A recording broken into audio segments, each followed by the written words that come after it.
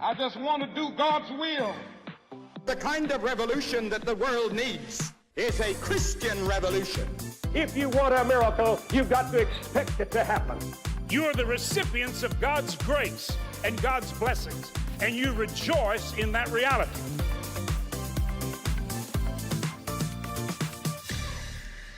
Welcome to Life Today Live. Next week is Christmas, and I know we're right in the middle of it. And I bet this weekend for a lot of you is going to be very busy. There will be a lot of things going on.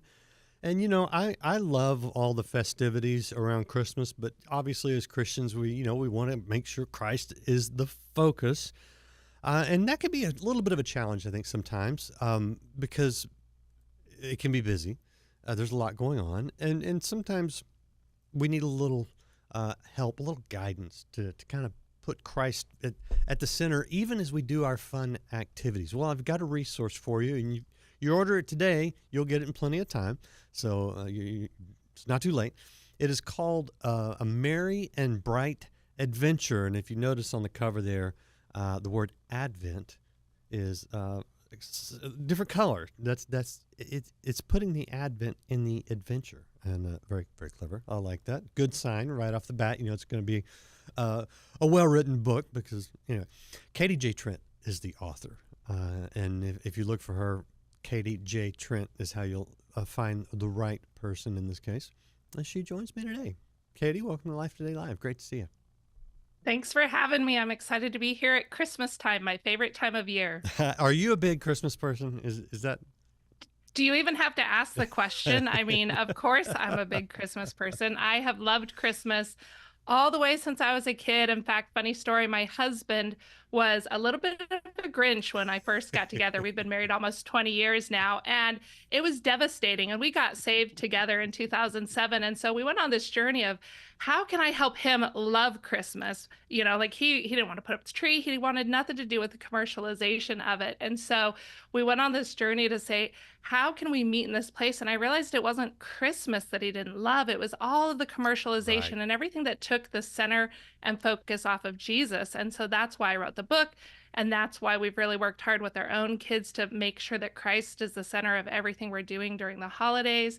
And it's just made the holidays so much more meaningful and memorable for us. I am like your husband. I have my hard and fast rule of no Christmas until after Thanksgiving, which was really hard this year because Thanksgiving was so late. And my wife is just the opposite. We've been married 33 years. And I have caught her listening to Christmas music in the summer, which is just ghastly to me, right? We're kindred spirits, me and your wife. Y'all would get along great. And just so you know, my rule about the Christmas stuff, our tree was up before Thanksgiving. The lights were on the house before Thanksgiving because the grandkids were coming. So, Pops did the lights. And if you're keeping score, after all these years, the score on the whole Christmas thing is my wife 33, me 0. So she's winning. Okay. So for those, everybody wins though when Christmas comes earlier. All right. I say that, and I'm like him. It's like I gotta go what out of the attic, and all that kind of stuff. But when we take the adventure and we make it fun and we keep the Advent in it, to me, that's where I'm a softie when it comes to that. So tell me a little bit about how your Christmas devotional brings the fun and the food into the faith. Absolutely. So we have 25 devotions in there, and they're all centered around common holiday traditions so that you can look at the sights and sounds of the holidays with a completely different perspective. So we give you a little bit of history in the devotion, but then most importantly, we show you how it can actually teach you a biblical truth and point you to Jesus. So just for an example, when we're talking about Christmas trees, you see them everywhere. And like some people like them up early, some people like them up later. But imagine if every time you see a Christmas tree in the store, instead of grumbling when you see it, before the holidays even start, you see it and you remember, wow, God shaped that. That is shaped as a triangle because God is three in one, Father, Son, and Holy Spirit. And it's evergreen because God's promises are eternal. And it points us up because we're supposed to keep our eyes focused on Jesus. And there's usually a star or an angel or something on top. Again, a whole nother Christmas tradition. But imagine if just those little things started shifting your perspective, or you're walking through the store with your grandkids and all of a sudden you're being able to share biblical truths with them based on the trees and the lights and the ornaments, and all of these things suddenly become little reminders throughout your day that God is with you and he is for you, right? Emmanuel, God with us. And so it really changes the way you walk through the holidays. It's that reminder constantly to slow down, that God is hope and peace and joy and love. And all of these things just change the way you experience the holidays. One thing you do that I find interesting is you take a lot of even like the food creations sometimes, and you actually teach a lesson out of it. And I know some people will be like, "Oh, you're taking a chicken and bacon wrap and talking about wrapping Jesus." Like they may be a little sideways with that, but you know what? Jesus did that all the time. I mean, he's like, hey, look at these fish, and then teaching a spiritual lesson. How intentional are you about parabling, if that's a word, some of the Christmas activities so that there is that spiritual truth in it? Well, I see God in everything. And that was really what I wanted for my kids. I wanted them to understand the Bible. And I think, when you see all of the stats about kids turning away from Christ when they leave homes and, how we're missing these generations and how broken the world is, we see that kids didn't personally own their faith. We see that even if they went to church, even if maybe they read the Bible, they didn't know how to apply it to their life. And so kids, especially as they're younger, they need concrete ways to make that understanding and connection. And so when we can do that in fun and meaningful and memorable ways, then the best parts of their childhood are so deeply ingrained in their faith that there's no one who can talk them out of it. There's nothing that can separate them from it because everything has been woven into that. And so, it seems a little silly, but they're all easy to remember ideas that, we're able to take something concrete and make it so it's tangible with the lesson. And I have what we call Baking Buddies conversation connections, which is like a little script that turns whatever recipe into an object lesson. So I do all the hard work for you. I've got scripture in there, and you can just read it. You can do it while you're enjoying the treat. And so we really try to make it easy for parents and grandparents, pastors, children's church teachers, whomever, to make the Bible come alive for people during the holidays. Not silly at all. I actually love it because the tendency in a lot of religious circles, I don't know how you grew up, we tend to like try to over spiritualize things. And not that they're not spiritual, they are spiritual, but it becomes pretentious and it becomes fake. And that's a turnoff for a lot of people. It's a turnoff for me, and I grew up in the church, So no, I love the fact that you make it God created everything you're baking with. There's got to be a lesson in there somewhere, And so to see God in his creation and to see his truth in everything that you do, to me, that's really, really good. So I'm a fan. Yeah. And such a better way to capture, whether it's that you've got squirrely little toddlers or you've got teens who are too cool for anything. Right. When you're making something delicious together and you're in the kitchen together, suddenly the walls are down, right? If I sit face to face with you and I say, we're going to talk about Jesus, man, you're like, I'm in trouble. I don't want it. Yep. Tune it out, right? Mom's going to lecture, whatever. But when we're next to each other in the kitchen, we're baking, we're talking, we're laughing, and all of a sudden I'm sharing these things with you, that is where conversation opens up, and we provide discussion questions. My background is counseling, so I'm really good at asking the right question. And so being able to have these questions and have this open dialogue with your kids in a non-threatening way is really, you'll be amazed at what comes out of their mouth. They just need the opportunity. And so we create those opportunities for kids to engage in their faith and make it practical and ask the hard questions and dive deeper into who God is and how we can look more like him at the end of this holiday season. Jesus was always eating and preparing food, and even after the resurrection, what's he doing? He's cooking fish for the guys to have breakfast. I think he was intentional about that. And what did he do? He turned and he said, "Yeah, okay, the bread.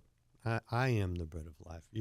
Okay, the wine, the fish. I mean, this is what he did. So I am again 100% a fan. How many kids do you have?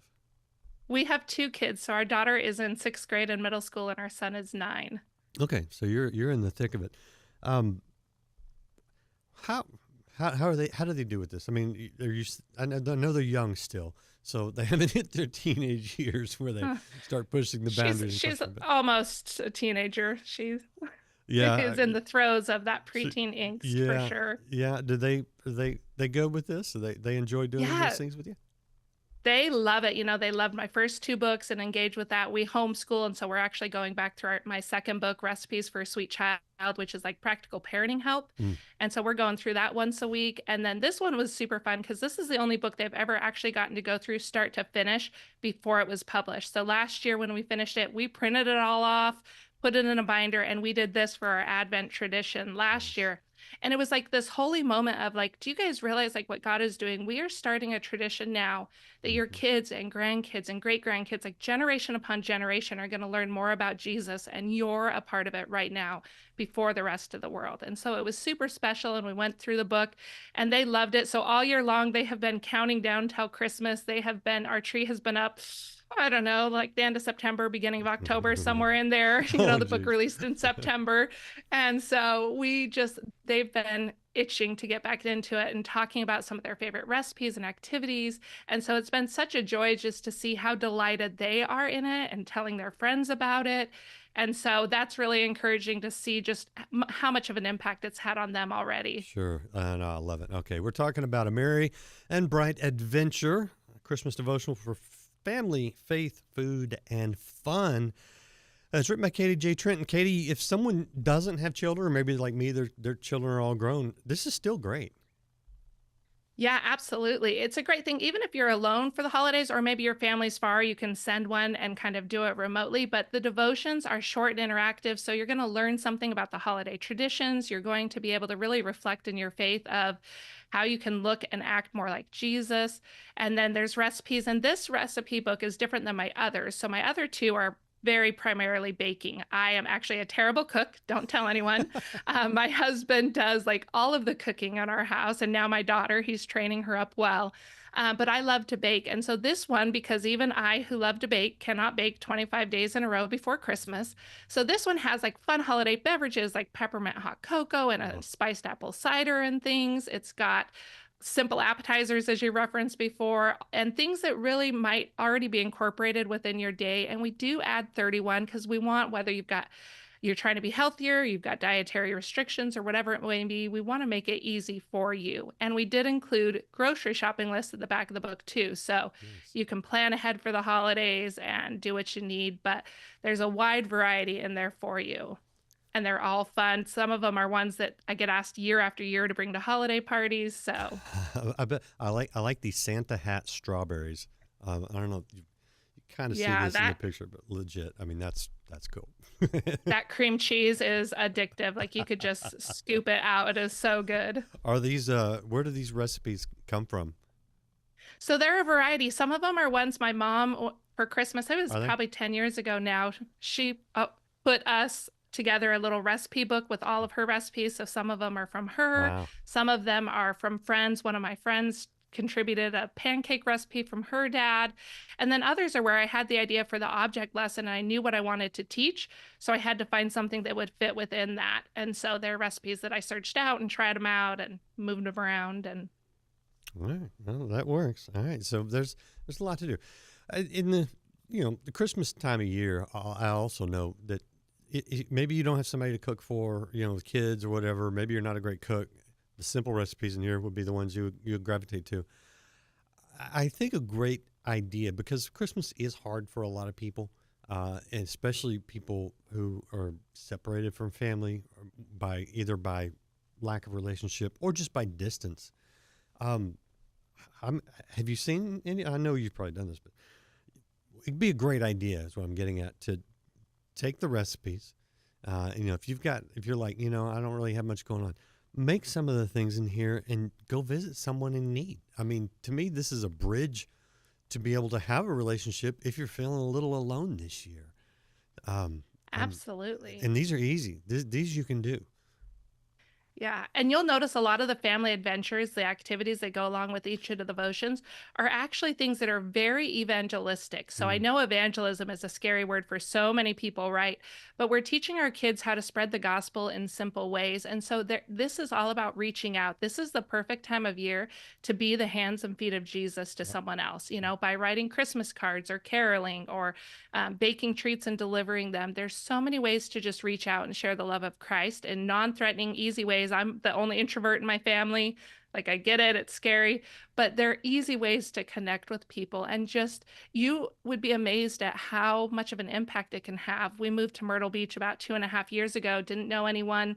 And so our first Christmas here, we baked up a bunch of these treats and we just delivered them to our neighbors just to say, God loves you. We're here, you're not alone. And we have continued to hear testimonies of people who have been so deeply impacted. Like you said, they moved and they knew no one. They were away from family. They Mhm. experienced grief or loss. And so just having a simple person come to the door and share, and it was nothing extravagant. We're talking like 4 chocolate chip cookies and a little mini cake, like nothing big, but it had an eternal impact. It made a big difference. And it's opened up gospel conversations and so many things just because instead of looking at ourselves and what we want for the holidays, we reached out to those around us.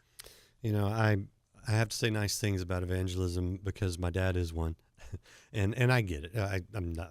That's sarcasm there, people, if you're not following. But um, evangelism isn't just like preaching, like standing on a street corner. Yeah, I mean there's a place for that, but I think the bulk of evangelism is not by word but by deed.